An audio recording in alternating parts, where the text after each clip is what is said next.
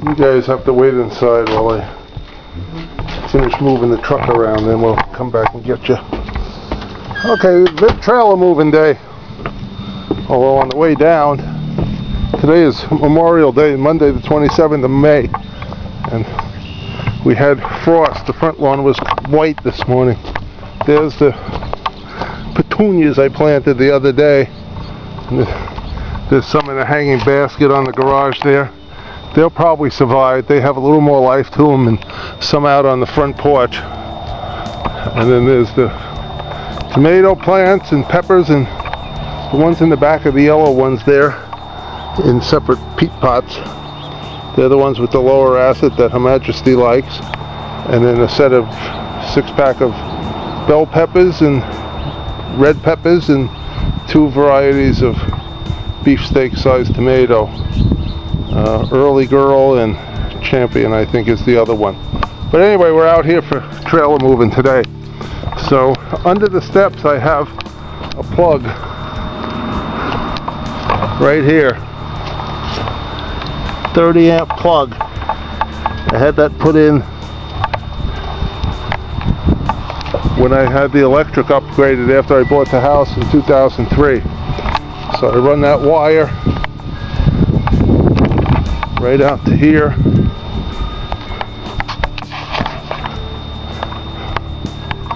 It's got a nice stable junction box on there, and then the other half of the wire runs underneath from the coach. It's a bunkhouse.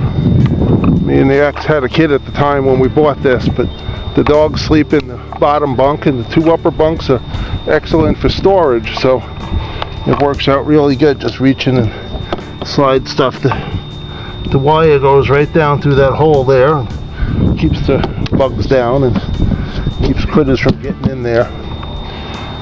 Anyway, here, the part I'm going to show you, this is a Coachman Catalina, which is a decent company. As far as I know, they're still in business. And it has low point drains. She's still attached. I had the light on here so I could see when the power was connected to that thing over there. The truck is still connected because I thought I might have to move again if the electrical lines weren't long enough. Anyways, it's a pretty straightforward hitch. That battery is deader than the proverbial doornail, but all it has to do is put a load on the converter, so it doesn't have much other purpose. So I'll come back and disconnect the truck in a minute. Now, as I was starting to say, first we're going to plug up the water tank. There's the water inlets. This one here is for filling the water tank, 30 gallons, and 6 to the hot water heater. And then this one's for city water. When you're hooked up at a campground, you just run straight off that, and then you don't need the water pump inside. So right under here, which I don't know if we can get you up there or not. Right.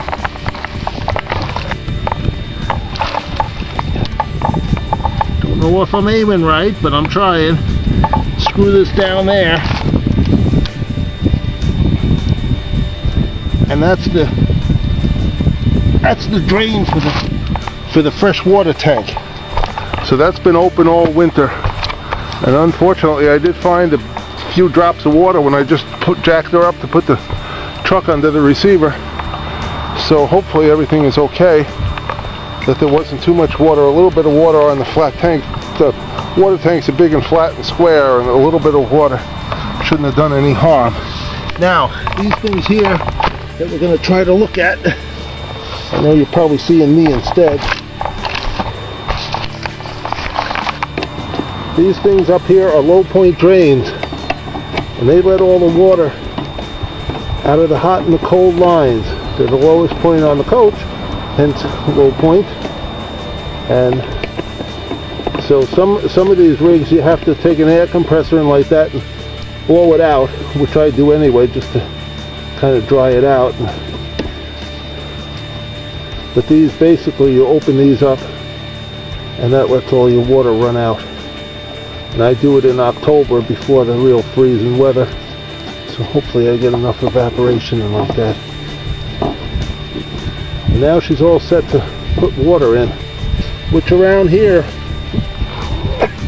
2003 there was a 2006 there was a major flood, and it ripped up the water tank in the basement. I had no water for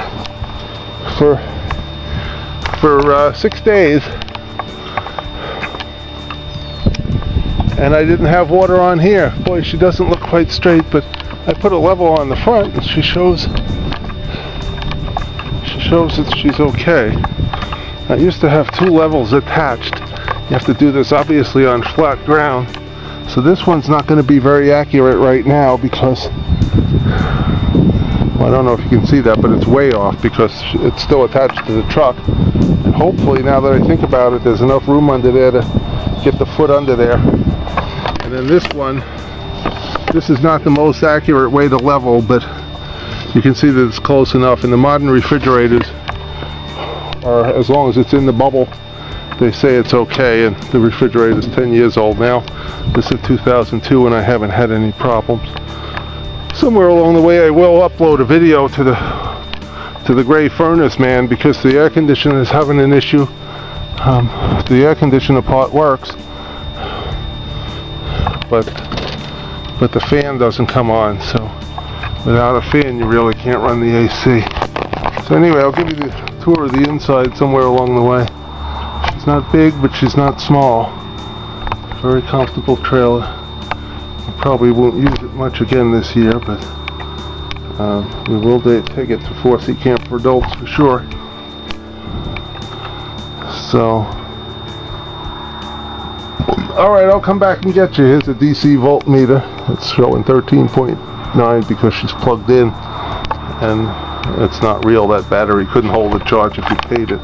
Alright, I'll be back to you later. This part here seems so straightforward that I wasn't going to record it, but then I figure when I was new at this, I didn't know a fifth wheel from a Class A I didn't know anything really. So, you know, those water connections over there that I showed you. So anyway, I'll show you the rest of this. If I was hooking up, which I'm not, I'm actually coming down, but there's chains here. Chains cross over underneath, and they go to the back of the truck. And the purpose of these is if somehow the trailer should become detached, the chains would catch it and it wouldn't be running down the street, you know, loose. And then there's this thing here is the emergency brake. If this pin got pulled, this connects to the back of the truck also, and if that pin got pulled, the brakes on the trailer would automatically engage. That's part of why you travel with a battery on the trailer. You have to have that there because that controls the trailer brakes if it's not connected. This other part here is what plugs into the truck. We can talk about that some other time. Maybe 7 pins. It does all sorts of things, and there's some neat things you can do with an electrical, the plug off an old electric wire. You can plug it in, and I'll show you that sometime too. So this here part goes there, and like I say, we are coming off. So we take this and the boot, whatever the hell you want to call it, you put that under there. That's why I always have to be careful here, because I got uneven ground. I don't want to find that I go through all this and then find out that I can't fit that thing under there. And I have that at 4C Camp for adults. I have to take a jack with me and raise the thing manually first in order to get that under there. So it's one extra step that, see, now that's nice and firmed up, and you saw me pull this up. So as I turn, the ball is going to come off the receiver.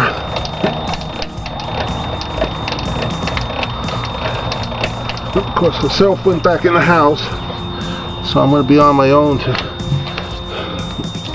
because it's not dropping off. I'm going to have to rock the truck back in order to get the trailer to drop off. She's still attached. No, she's not. She's loose. Okay.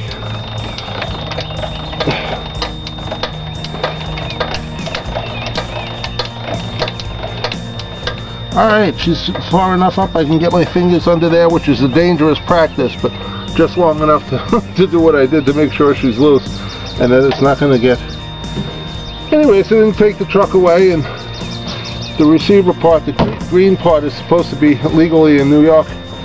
You're not supposed to drive with that on because people bust their legs on that shit when they turn around the back of the truck and not paying attention to where you're walking. You walk into that thing and it can hurt pretty good. So legally we're not supposed to park on the street or anything, I guess, in parking lots and leave that thing on there. So I'm going to go put the truck over to where I wash it at. Just hasn't been washed for a while.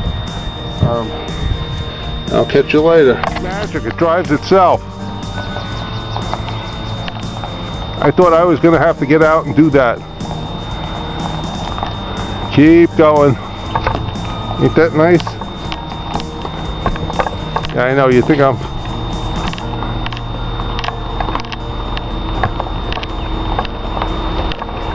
Oh, this is the box I brought the flowers back in. The pilot's asking me a question. What's the question, pilot? Is this spot alright? Yes, this spot is just lovely. Okay.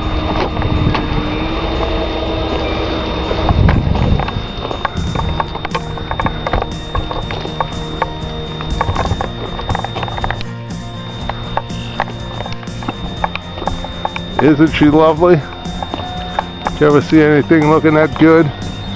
Nice looking woman too. You stop playing around so that way. She gets like that all the time. Oh, she's not going to attack the camera at least. See there, she always hides and then she comes and attacks the camera.